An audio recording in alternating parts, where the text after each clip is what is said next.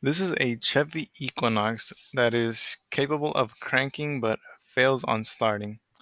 Before any further action was done, we looked at the DTCs that were available, and so that we can have an idea on just where to start. Once we brought up the DTCs, we saw a DTC that mentioned communication loss with the fuel pump control module. And well, this had us check the fuel pump control module just to ensure that it had everything to function properly. Here at the fuel pump control module, we would start off by locating it being at the rear of the vehicle in the trunk behind some plastic.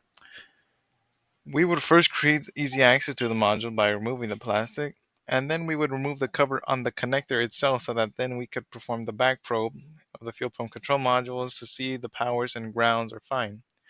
We started off with the B plus, as you can see here on the wiring diagram, which should be about source voltage, which is 12 volts.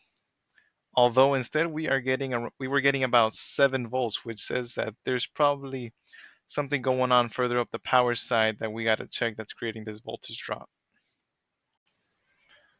This led us to the fuse box, which we inspected the harness before doing anything else. And we noticed this damage on the insulation on some of the wires right here, as you can see. And this was most likely caused by someone who had previously worked on the car, which we had heard from. Then we would go on to check the fuse to see if everything was fine. Until there was a clicking noise that would occur every time that you would move the fuse box. We informed the instructor of this, and he had asked us to disassemble the fuse block to see what's going on under. After disassembling the fuse box, we noticed immediately a connector was loose, which is also connected to that harness that had experienced damage on the image prior to this.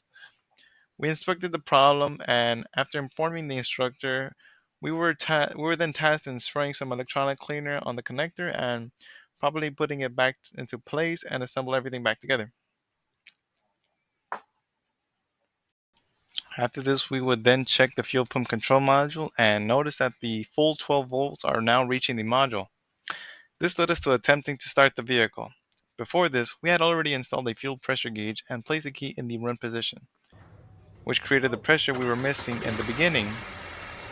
Then, we turned the key to the start position and it started and kept running. It would run a little rough, but that was only because the air cleaner assembly was removed.